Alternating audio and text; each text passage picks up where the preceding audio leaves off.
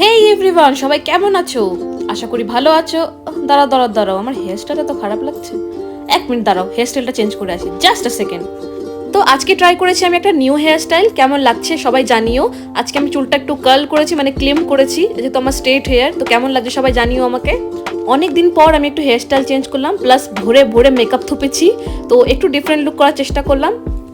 তারপর আমার বর মশাইকে টেনে হেজে 2-4টে রিল বানালাম। আমাদের রুমটা দেখিয়ে দিই, অনেকটাই ছড়ানো ছিটানো, তাই উপরের পোর্শনটা দেখালাম, ওই যে আমার হাজবেন্ড। আর চলো তোমাকে বাইরের পোর্শনটা দেখাই। এখন যেহেতু নিউ ইয়ার, তাই আমাদের হোটেলের বাইরের দৃশ্যটা দেখো।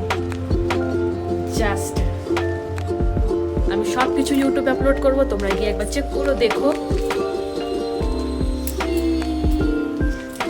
আমি ফার্স্ট টাইম গ্যাংটক এসেছি, এর আগে কোনো দিনও আসিনি। এই ফার্স্ট টাইম আমার লাইফে, 24 বছর হলো আমার, বাট আমি ফার্স্ট টাইম লাইফে গ্যাংটক এসেছি। যাই হোক, চলো আমরা দেখি এমজি মার্কেট।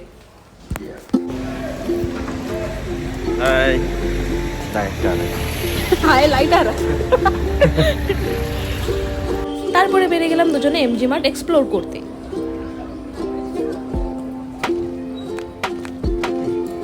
মানে ওয়েস্ট বেঙ্গলের 90% মানুষরাই গ্যাংটক, সিকিম, দার্জিলিং তাদের কাছে ঘোরা, তাদের কাছে নতুন কোনো ব্যাপার নয়। যেহেতু আমরা ফার্স্ট টাইম এসেছি, তাই আমাদের কাছে এটা নতুন ব্যাপার। তো কে কোথায় ঘুরেছো, কোথায় ঘুরেছো সবাই আমাকে কমেন্টে জানিও। রে বাপ, কি ঠান্ডা এখানে, মানে আমি তো দাঁড়াতেই পারছি না, আমার হাত ফাত কাঁপছে। মানে জ্যাকেট পরার পরেও যেন ঠান্ডা মানছে না, টুপিও পরতে ভুলে গেছি, প্লাস এত ঠান্ডা এখানে হাত পা সব কাঁপছে আমার। তার মধ্যে এখন জানুয়ারি সিজন চলছে, ঠান্ডা তো এমনি থাকেই, আর এখানে গ্যাংটকে আরো বেশি ঠান্ডা, ডবল ঠান্ডা, বাপরে বাপ। তারপরে ঘুরতে ঘুরতে আমাদের পেয়ে গেছিল খিদে, আর সামনে আমরা একটা চাইনিজ রেস্টুরেন্ট দেখতে পেলাম, তাই আমি বললাম চল ওখানে যাই। এই দেখো বাটার উপরে দ্য ড্রাগন হুক, এই রেস্টুরেন্টে আমরা ঢুকেছি। আর রেস্টুরেন্টটা বাইরে থেকে এত সুন্দর দেখতে, মানে চাইনিজদের মাঝে বুদ্ধি তো আছে বলতে হবে। সব তো ঠিকই ছিল, বাট এই সিঁড়িটা দেখে আমার তো মাথা ঘুরে গেছে। বাপ রে বাপ, এ তো পুরো স্বর্গের সিঁড়ি, এত লম্বা সিঁড়ি উঠতে হবে এখন।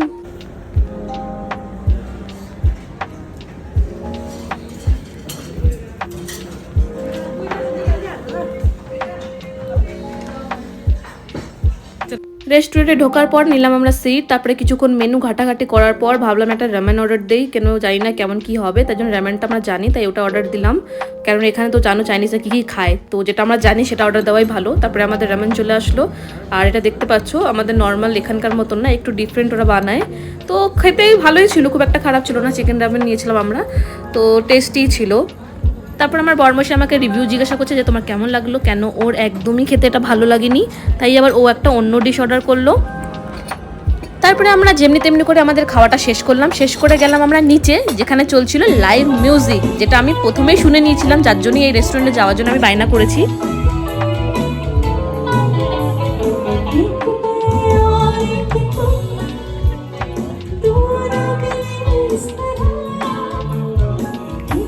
ও ये तो होना ही था, एक मैं और एक तुम, दोनों मिले इस तरह। ও গানটা বেশ ভালোই লাগছিল। গান শুনতে শুনতে কখন যে এত লেট হয়ে গেল আমাদের খেয়ালই নেই, 11টা বেজে গেছিলো। আর আমাদের হোমস্টেতে যেতে হতো 10টার মধ্যে, ওখানে লাস্ট আমাদের ডিনার দেবে, সেটা তো আমরা ভুলেই গেছিলাম। তারপরে তাড়াতাড়ি করে বেরিয়ে চলে গেলাম আমাদের রুমে। যাই হোক, ঠিকঠাক টাইমে আমরা পৌঁছে গেছি। তো আমাদের ডিনারও চলে এসেছে, এখানে ছিল চিকেন, আলু পোস্ত, রুটি আর মিষ্টি। তো আমার ঝটপট খেয়ে আমাদেরকে শুতে হবে, কেন সকালবেলা আমাদের 8টার সময় আবার বেরোতে হবে। তো চলো সবাইকে টাটা, গুড নাইট, সবাই ভালো থেকো। আমরা ডিনার করতে যাচ্ছি, তোমরাও করে নিও। সবাইকে happy new year and by.